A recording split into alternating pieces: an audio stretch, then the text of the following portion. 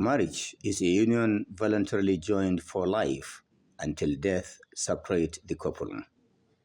In northern Nigeria, females are married off at the age of 18 and above, and between the ages of 25 and 30 in the case of males, depending on income or social status. However, the situation seems to be changing largely due to economic and traditional factors. In fact, there seems to be a lot more to it than what one can just imagine. The reason why youth are delayed in having marriage might not be unconnected with the current economic situation. This is the biggest reason. Most of the youth are not unemployed, so that's why they didn't get married early. Some blamed the situation of not getting married to some cultural disparity between families and communities. Number one thing that family consider now is what highestly leads to the problem of late marriage concerning the situation we are in now. The first factor they look into is how is this person financially stable, meaning they are looking into the financial strength of a person, especially the man that want to marry again, not the moral strength. What we know in the olden days or in previous time is moral strength. Marriage is a matter of time. No matter how, whether you are ready or not, if time comes, you will do it. Commentators believed the situation will get worse and portends dangers to cultural and religious values if nothing is done to address inflation and economic inequality. I'm yet to marry due to economic hardship being experienced in the country, and also marriage in this moment is too expensive. Many are of the belief that to checkmate cases of rape and unwanted pregnancies among young boys and girls, government and other stakeholders must find immediate solution to address issues raised by the respondents. Abdullahi Ismail Ahmadi, Trust Television News, Kazana. In the headlines, residents killed as terrorists fire motor bomb into Borno community. Protest rocks Ekiti community over relocation of Federal College of Education. And on the foreign scene, Kenya in shock as road crash toll hits 52. Hello and welcome to Trust News Update. I am Abdurrahman Omar. Thanks for joining.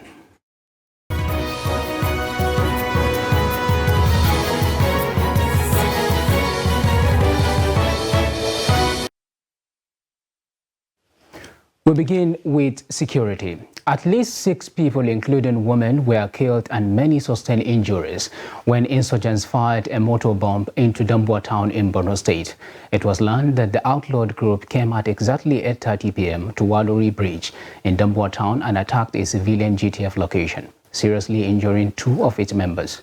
According to a security source, the attackers fired a motor bomb into the town when they could not gain access to enter the town. Commenting on the incident, a top member of the civilian GTF said the members resisted the attackers when they could not gain entry to the town.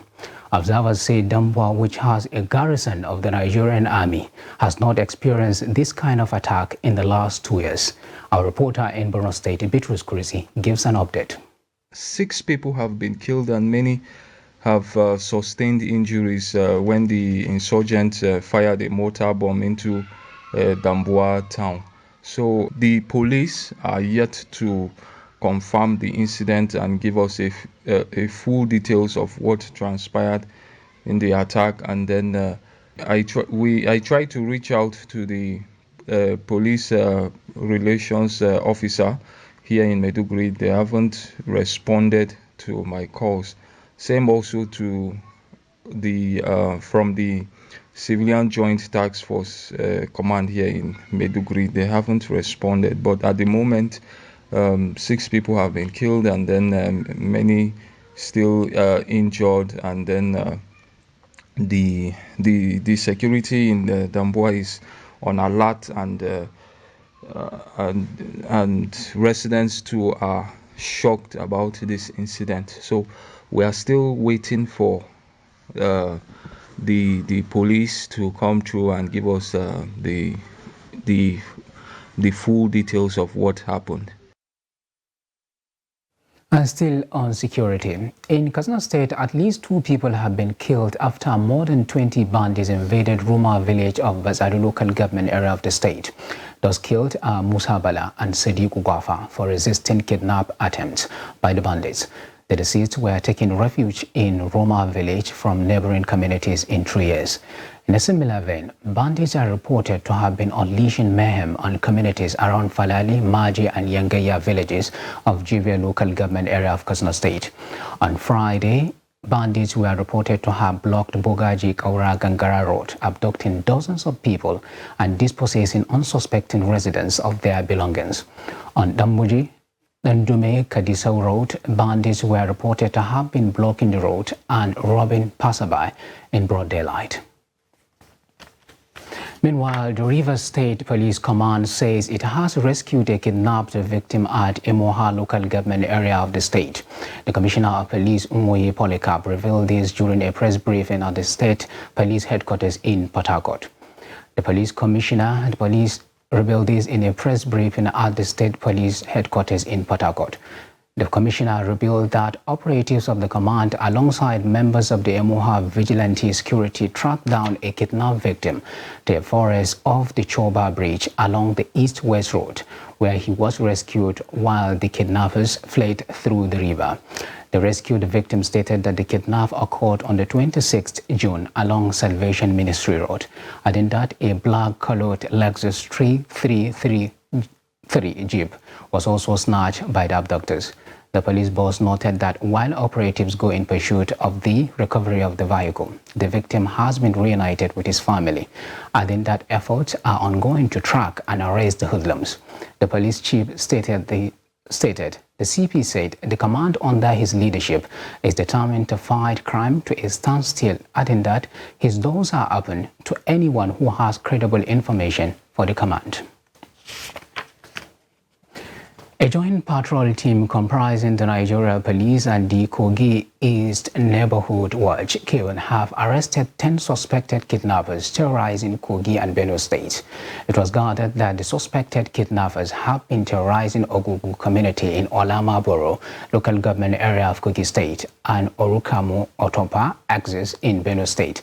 The Kogi State Police Public Relations Officer SP William Ove Aya, who confirmed the incident on Friday, said 3 of the suspected kidnappers were arrested in Kogi State, while 7 other gang members were arrested in the Gidarawa Trailer Park Hotel in Otumpa, Benue State. According to him, those arrested in Benue State have been handed over to the Benue State Police Command, while the other 3 suspects are currently being interrogated by the police in Lokoja, Kogi State. A 38-year-old pregnant woman has drowned in a river in Kaduna while trying to cross to the other side a local canoe. The woman, identified as Fauzia, was in the company of 4 other women who were all rescued by local divers. Trustee Bisbella Musa visited the residence of the deceased at Mokola Hain Kogi in Igabi local government area of Kaduna State, from where he sent in this report. The river is the easiest route for the people of Mokola and other communities across the river to reach home. While crossing the river, the canoe capsized with 4 persons, including women, who were rescued by local divers, who unfortunately were not able to rescue Faiza. It happened when she went to Kawa Market on Tuesday and she had to cross the river. She bought goods, and while coming back home on the canoe capsized and she died. The inability of the divers to rescue Faiza was attributed to the overwhelming impact of the river. There were 5 women on the canoe, but the local divers rescued them, but couldn't rescue her due to pressure from the water. 2 days After the canoe incident, her body was not found, leaving canoe peddlers and the local divers with no option but to launch a search for her body. Abdul Hakim Yusuf is among the 5 children left by Faiza. He was seen among the group searching for the body of his mother along the river bank. We were searching for her body in the river. I felt so bad that we are yet to find it. There is a place like an island, that is where accidents normally occur due to pressure and high waves there. Faiza's body was later found along Bansora village in River Kaduna, and she was buried according to Islamic rites. Trust TV had severally reported that communities across River Kaduna have been appealing to the authorities concerned to build a bridge for them for easy conveyance of pregnant women to hospital across the metropolis. Bella Musa, Trust TV News, Kaduna. Governor of Cross River State, Basse Edet Otu, has ordered the State Commissioner of Police to fish out and arrest all the gangsters that reportedly maimed and lynched an elderly woman accused of witchcraft. The woman was burned to ashes in front of her church in the presence of daughter and members. A few days ago in All Netim community of Akampa local government area of the state. In a statement on Saturday morning signed by his chief press secretary, Emmanuel Obeche, Otu said the lynching is barbaric, repulsive, and against all civility. Governor Otu said all forms of brigandage and criminal acts will not be tolerated, but rather be made with the full weight of the law. Otu therefore directed the Commissioner of Police in the state to mobilize all tactical and investigative assets and ensure that the perpetrators of the heinous act are brought to justice. Kano State government has denied relieving 10,000 workers employed by Abdullahi Ganduje's immediate administration. The government, however, confirmed that their salaries have been suspended pending an investigation into how they were recruited into the state civil service. The state head of civil service, Usman Bala, told reporters that a verification committee had been formed to evaluate the legality of their employment or otherwise. Trust TV correspondent Idris Jibrin reports. On the point of exit, 10,000 workers were controversially employed by the immediate past administration of Abdullahi Ganduje. The Kano State Ministry of Information, offices of the State Head of Service and Accountant General, organized this joint press conference to clear up issues relating to the matter. And the idea is to be bringing sector experts, the responsible people that have data. Anytime we are going to have a press conference so that you don't have to hear from me and go and clarify with them. Usman Bala, under whose supervision the employees were confirmed, is still the state head of service. He says the workers in question were engaged by applicable laws of various MDAs in Kano, but approved by the then Governor Abdullahi Ganduje.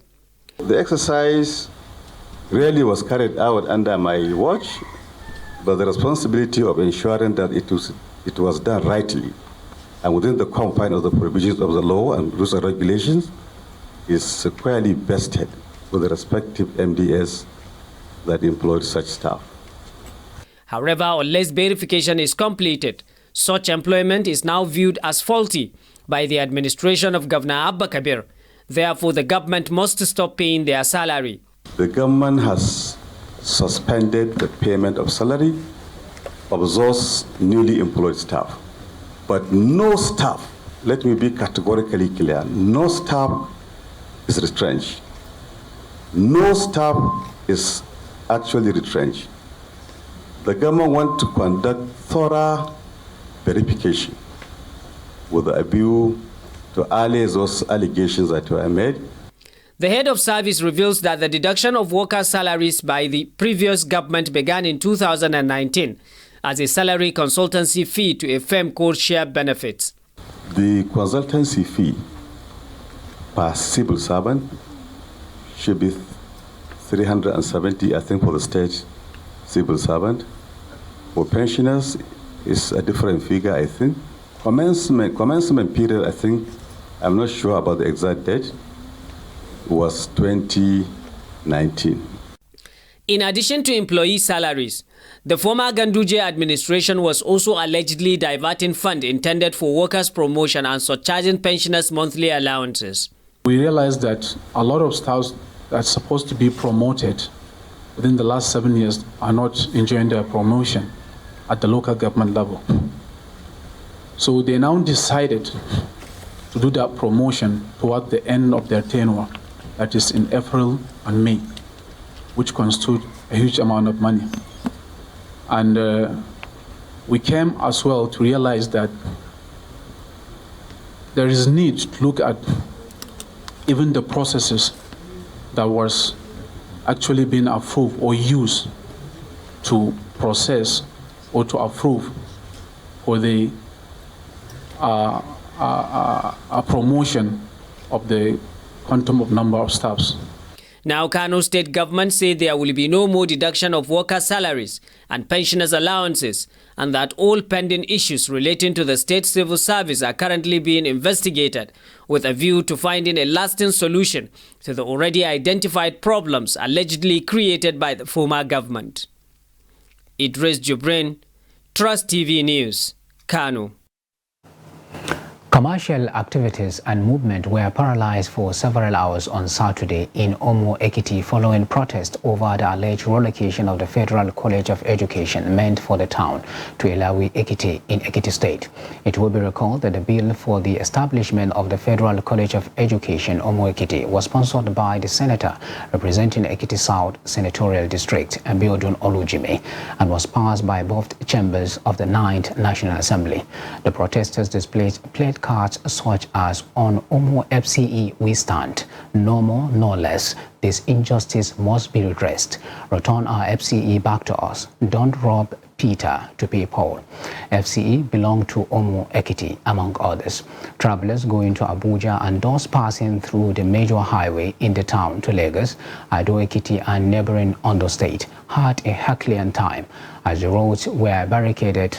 Efforts by the Nigerian police, the Directorate of the State Service and the other security agencies drafted to maintain law and order and also allow for free flow of traffic were revoked. Earlier, the paramount ruler of the community, Obanoa Onobihen, had directed that all markets, shops and other businesses must not open as a mark of protest for the alleged injustice brought on the community. Addressing the protesters, a leader in the community, Segun Akale, appealed to President Bola Tinubu and the governor of Ekiti State, Abiodun Oyebanji, to come to the rescue of Omo Ekiti by returning the Federal College of Education to the town.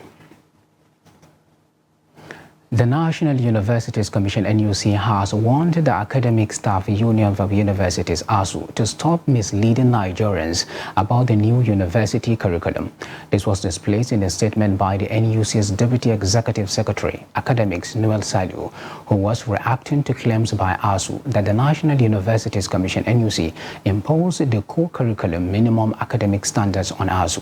The NUC stated that all universities were carried along in the development of the core curriculum minimum academic standards. The NUC chief revealed that ASU's claims of no official communication from NUC to the universities on the review of the benchmark minimum academic standard, BMAS, were false.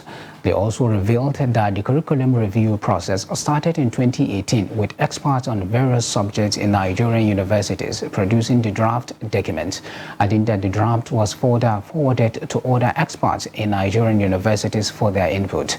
They added that when the initial drafts of CCMS were ready, they were also circulated amongst Nigerian academics and their inputs synthesized and incorporated into the respective programs, acknowledging that the process of getting and incorporating input from Nigerian universities had been the tradition of NUC since 1989 and had not faltered.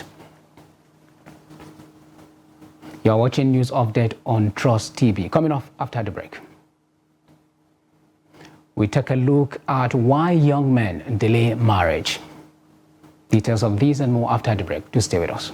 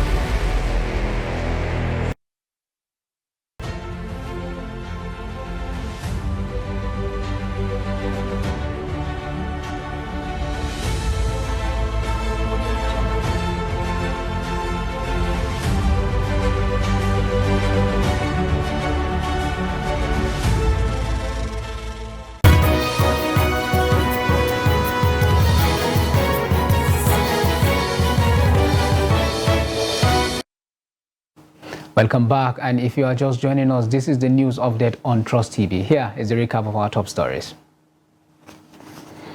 Residents killed as terrorists fire motor bomb into Borno community. And protest rocks Ekiti community over relocation of Federal College of Education. Now moving on to other stories.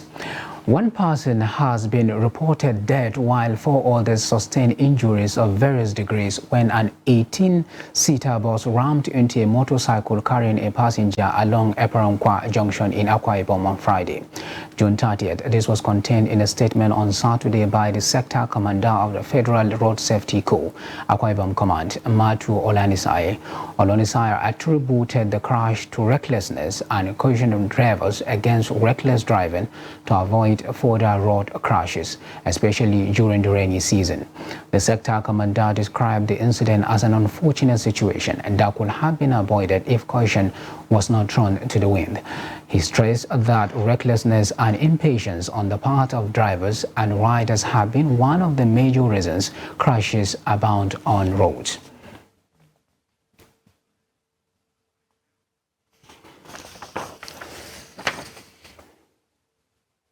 Harsh economic realities are forcing many young people to have a rethink about marriage. Some would-be couples in Kazana advance simple reason for decision to put marriage on hold until the economic situation improves. Abdullahi Ahmadi speaks to some unmarried youth on what they think about marriage and why they delay. His report.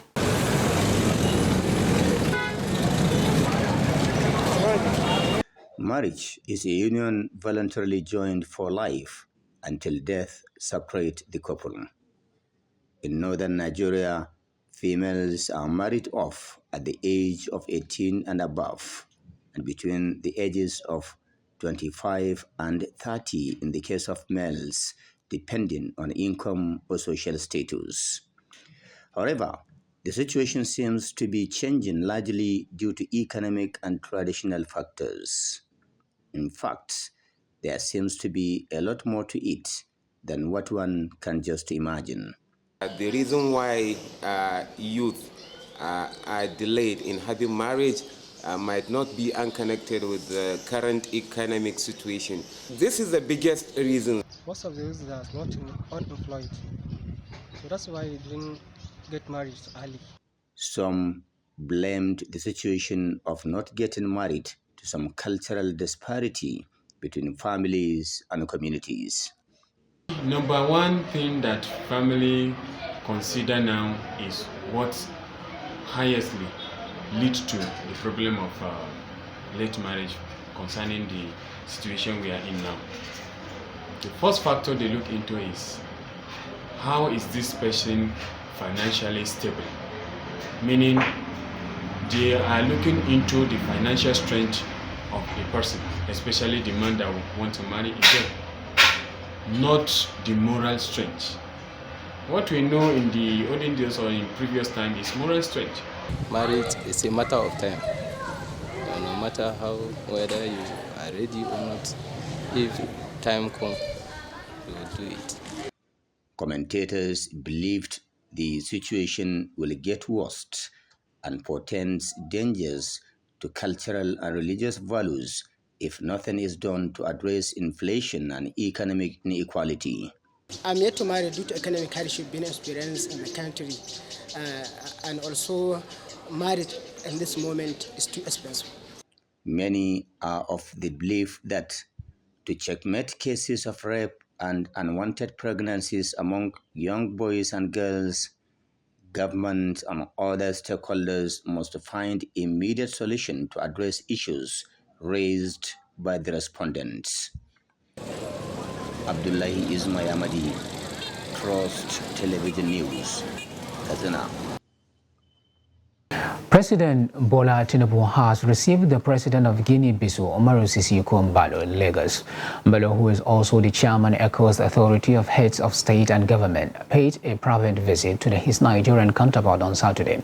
Tinubu has been spending the Salah holiday in Lagos since his return from London on Tuesday. Embalo's visit to Tinubu is the first by an African president since the Nigerian leader's inauguration on May 29. Though details of the visit have not been made public, it may not be unconnected with Nigeria's position as one of the most influential nations in the economic community of West African states and African Union. And now on the foreign scene, the death toll from a grisly road crash in western Kenya rose to 52 on Saturday. Police said as rescuers worked to clear the wreckage from one of the deadliest traffic accidents in the country in recent years. A truck carrying a shipping container veered out of control and plugged into multiple vehicles and people thronging on a busy road junction on Friday evening, plunging the nation into shock and mourning. The disaster occurred at Londiani Junction on a busy highway between the lakeside town of Nakuru and Kericho, an area known for its lush tea plantations. Transport Minister Kipchumba Murkomen told reporters during a visit to the site that new safety measures will be introduced after he described as a terrible and painful tragedy. Rift Valley Regional Commissioner Abdi Hassan said earlier that rescuers had resumed a search for victims believed to be trapped under the wreckage, but it was not known if the updated toll included bodies recovered from the site. And with that, we have come to the end of the Trust TV's news update. Do not forget to follow us across all our media platforms and our YouTube live stream. I am Abdurrahman Omar. Thanks for watching and bye for now.